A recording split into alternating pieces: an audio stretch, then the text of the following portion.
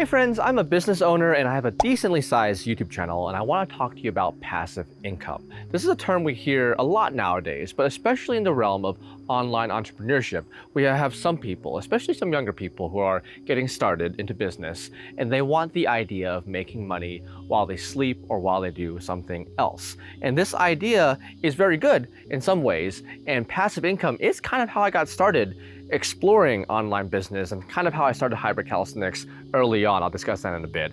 But I've learned along the way that it's not quite what it seems, and there are good and bad ways to do it. So I want to share what I've learned to hopefully help you. The first pushback that we often hear, that you may have already heard if you clicked on this video, is that passive income doesn't truly exist. No income is truly passive. And to a degree, this is true. There are some things that get pretty darn close, but in the sense that you set it up once and you can just forget it, you never have to think about it, or you never have to do anything, and you continue to make income. That's a pretty hard thing to do, especially at a higher level.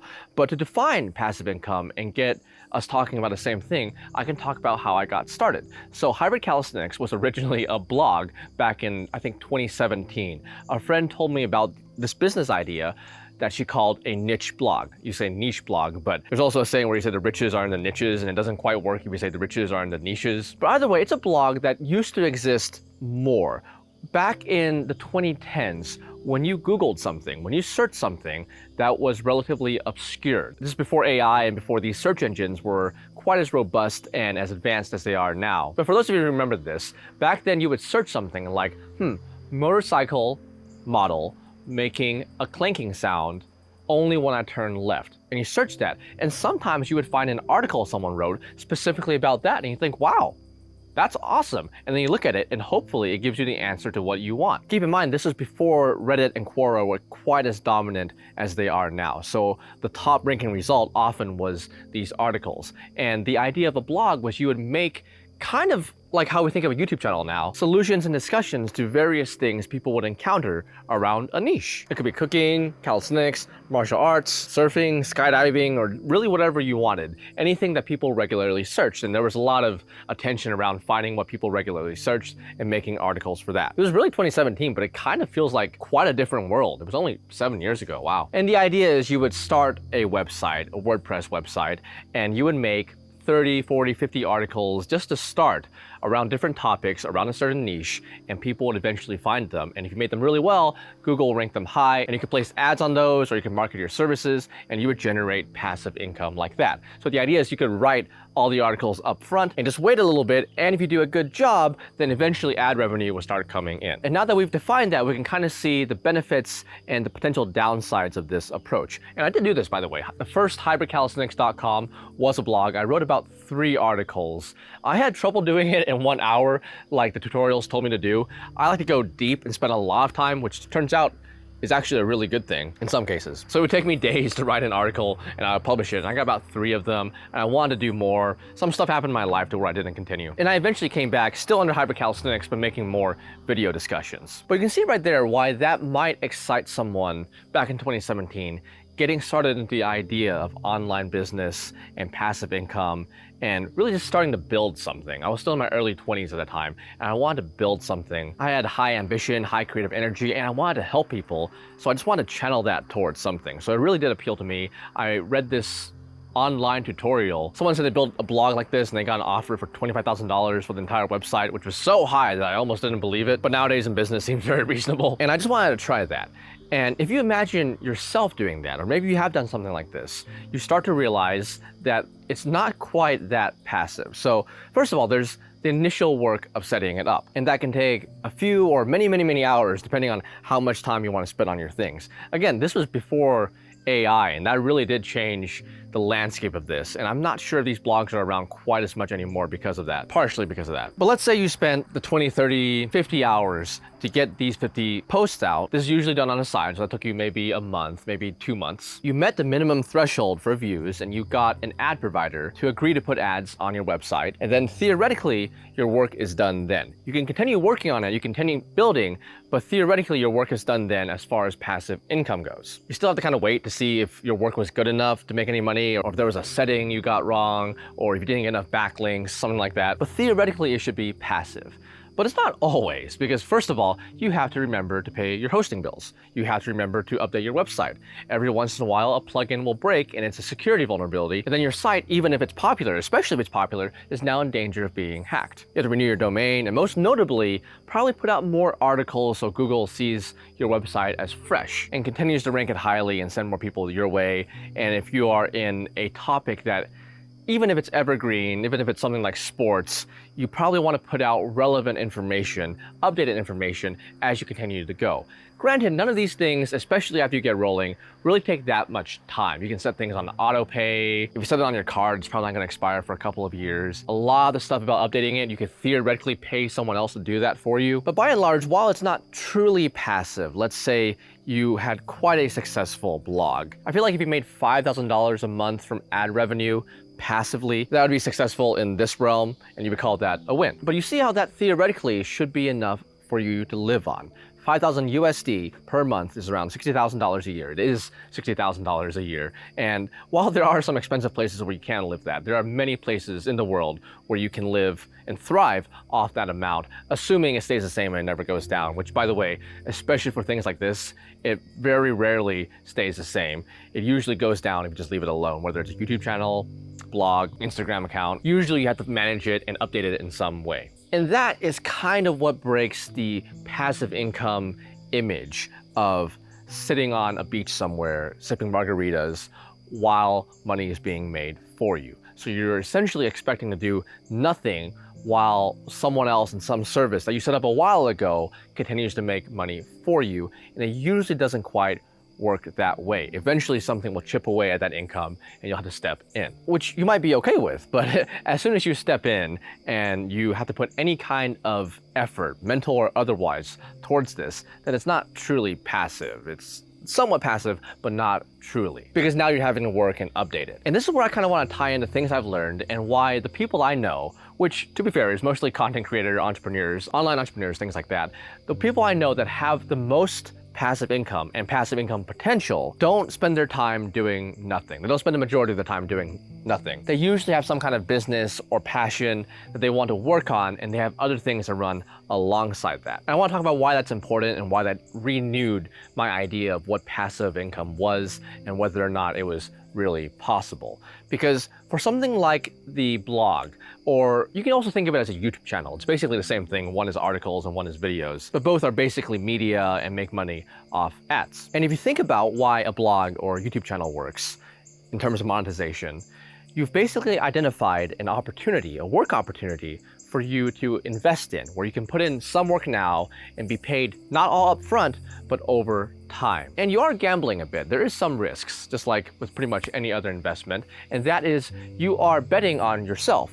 You're betting on your talent and you're betting on your knowledge or chance of the market that the things you put out there are better in terms of people wanting to view them than the other content that other content creators, other article writers are putting out. You're ranked higher and you get more views and more ads and more money as a result. And if you think about this, it is quite highly paid, probably because it is a bigger risk. A lot of people get into it and they don't make substantial money from it. It's hard to break into that and make that your full-time income. I'm not quite sure how likely it is now because it is a lot more accessible. There are a lot more tools that can help you succeed. But in my mind, at least, and I think the minds of a lot of other people, it's still considered an opportunity. Like you have won in life a little bit when you're given the opportunity to freelance and be your own blog owner, be your own channel owner. It does feel like a gamble, a risk, and if you win and you manage to do it, you still have to work hard, but I do kind of view it as an opportunity still. Not everyone gets to do it, and I'm very thankful for being able to do this. But the point is, it's relatively high risk because you could put in 100, 1,000, 2,000 hours and really get not a whole lot or nothing in return. That's the thing you're risking. You're putting in your own time and effort. You might get no money, or you might get some money, or you might get a lot of money. And that uncertainty is partially why things you do have the potential to earn hundreds of thousands of dollars, millions of dollars over time. But let's take a step back and think about how much money you're making in total for your actions now, and maybe a little bit of your actions over time. Let's say you do those 50 articles, so to speak, and 50 videos, and let's say you just leave them alone for now. You leave them alone, and they make about $5,000 a month. That's $60,000 a year. And over the span of 10 years, you make $600,000, which is a sizable amount of money. Now, once again, the money more likely will go up and down. If you leave it alone, probably down over time, especially over something like 10 years. A lot of stuff can happen in 10 years, especially on the internet. Let's say for this example, it stays stable and we kind of close our window at 10 years. I mean, it could keep going, it could stop. We won't look past 10 years, so we have nice round numbers to consider. You put in the 50 hours or so to make those 50 articles now, the 50 videos now, and they continue to make on average, $5,000 a month, $60,000 a year, and $600,000 over time. Given the option, right as soon as you hit submit on that 50th article and the last thing you do, activate the ads, whatever, if you could be paid $5,000 a month over 10 years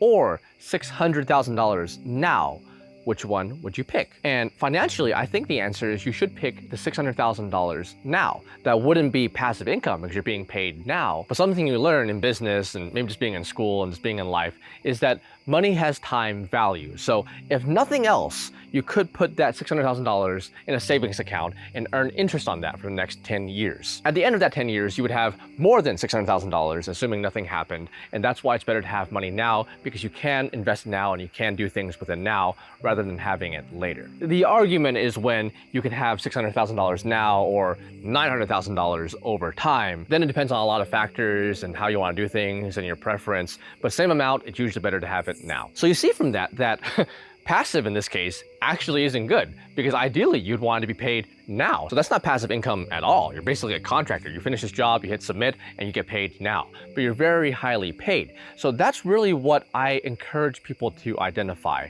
And I don't want to get too far into it, because when you talk to me, it always comes down to service and bringing value and trying to help other people. That's really a big part of my life's goal. And I encourage people to do the same because it can be very fulfilling. But I understand some people, they know that, but they just want business ideas right now. So I encourage people to make something valuable that people want. And that's essentially a high-paying skill. Either a high-paying skill or you've identified an opportunity that you're making a bet on. In this case, you're saying, wow, I think I can make articles that are just better than average, people will view them, and I can make a decent amount of money from that. Even if you're not very confident, just trying it out, it's still a gamble. You're gambling your time versus the potential to make money and whatever may come with that. So far we've brought up two fairly important points if you're interested in getting into passive income. One is that probably nothing is truly passive in the sense that it can run forever without you ever thinking about it or messing with it. Some things get pretty close, but not quite as far as I know. And second is that all else equal, passive isn't always good. In fact, given the opportunity to be paid now or over time, same amount, you'd probably want to be paid now. So what you're really looking for is high value skills and opportunities. So this is why I brought up a lot of my other friends who are content creators and online entrepreneurs and business owners. After they have identified one of their skills, usually something they had to gamble on early on. So when they started a YouTube channel or an Instagram account or TikTok account, and for whatever reason, magic happened for them. And they, through a mixture of luck and skill, were able to scale the things they like doing and grow that and turn that into a business. Instead of thinking of that as passive income, a lot of them, because it was something they enjoyed doing, they built passive income around that. So that would be merch, affiliate links, ad revenue, things that run alongside the things they like doing anyway. So it's not quite passive income, but it functions as passive income, but continues to grow because of the other things you do with your life. Let's say you enjoy making YouTube videos. It's something you would do even if you weren't getting paid. And because you made them, your other passive income, like your shirts and your ads, continue to grow instead of going down or stagnating. And even outside of the content creator space, let's say you're more of a traditional businessman and you buy stocks and real estate and things like that, a lot of them have things run alongside their main focus. Somewhat. I also know a lot of people who dabble in rental properties and things like that. But when it's not their area of expertise, they usually bail out or double down if they find out they're good at it. But most of them who are already busy, they usually don't want another headache or another business. So they realize it's not quite as easy or as free as it seemed, and they usually sell it off to someone else, or worst case scenario, they sometimes have to take a loss and just close it. That's not worst case. A lot of other bad stuff can happen, but usually not considered great. And if you haven't had that opportunity yet, I know some people are thinking that, if you haven't had the magic happen or like an opportunity and you're hungry for that and you want that, then you can try different things. So a lot of the things that you are considering now, even the thing about passive income, if that's why you clicked the video, that's why I didn't want to pour water on people who were excited about this. I didn't want to say, no, it's just terrible, don't do it. Because I understand the spark, the call to adventure of this, where you want to build something cool. Like I understand that some people misunderstand you and think it's about greed and being lazy, but no, you want to build something and do something with your life that's fulfilling and just not be, you might say, indentured to your workplace, where you're spending your life and your hours and your energy towards people and things and companies that don't care about you. I understand that, and a lot of the things that you may be considering, they might be worth trying. Just because passive income doesn't quite exist the way it's marketed doesn't mean that you shouldn't try the things that you want to do. Of course, be smart, be safe, don't just jump into things without thinking at all. That's usually a bad idea. But how we find our zone of genius, what we are good at and what we like to do, is often through trying.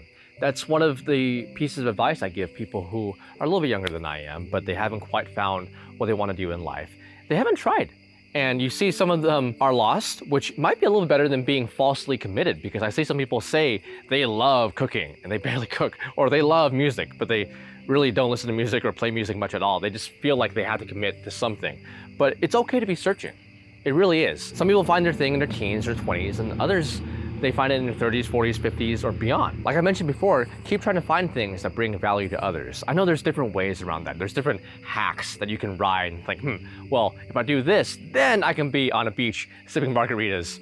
I don't even really like margaritas. I've only had like one though. Maybe there's like an especially good margarita that you guys can recommend. But hacks like that, ways to hack the system, they do exist, to where you can find some kind of opportunity to get in, and then you don't have to work for maybe the rest of your life. They might exist, but those usually close and they're fairly rare, and you're not resting on your own ability. You've heard the parable of a bird landing on a tree branch that's very rickety, and people say, well, why is the bird comfortable with a tree branch that's so rickety and looks like it's about to break? And the lesson is that the bird is confident in its own ability to fly, not the strength of the tree branch. It is ultimately good for you to be able to build a skill that's valuable, like the ability to fly in this case, as a metaphor. Or if you actually learn to fly, that could be pretty cool. A skill set or a project is something you can put a lot of time and energy in, and while you find the thing that you love doing and you want to do for the rest of your life. That said, I guess there are some ways around that. So even if you don't have a high value skill yet, you might have a high value talent that can grow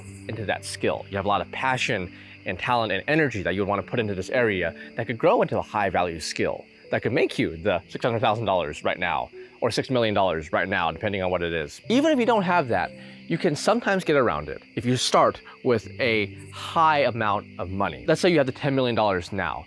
You could invest that somewhere and just live off the interest. That's a real thing that some people do. It's not quite my area of expertise, so I won't go too much into details. There are some finance people on YouTube you can look into that give ideas and tutorials on how to do this, and you can sort through whether or not you think they're credible. Some of them are, some of them may not be. I don't know that world quite as much. I'm not quite that type of businessman right now, but it always just seems relatively low. So if you save up $10 million and you live off $200,000 a year. $200,000 a year is sizable. That's great. That's a great income, but not really compared to how much money you have in the bank. $200,000 is a great amount, great annual income to live off. But let's say you made $200,000 a year. You would have to work for 50 years and not spend any money.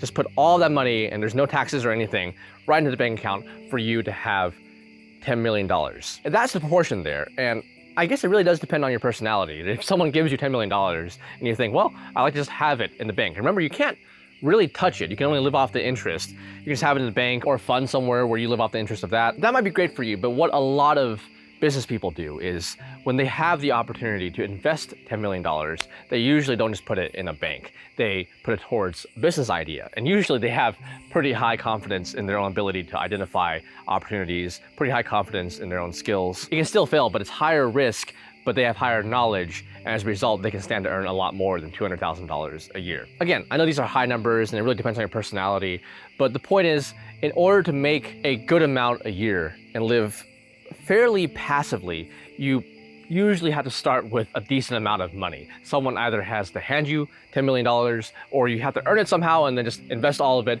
and to live differently than you have so far, which some people do. But a summary and the goal, I would still say, is to find a high value skill around something you like doing anyway and build multiple revenue streams around that or different projects around that. Focus it, in my opinion, around bringing help and service to people who need it. If you just focus on building something that's truly valuable, that will truly help the world and truly help the people using it, and you succeed at doing that, usually the money can come afterwards. If you focus on those things, that is how I perceive passive income nowadays, because it's around what you're good at and the things you want to do anyway, and things that can bring value to others. I hope that can help. I know it's dark now. Have a wonderful, beautiful day, my friend.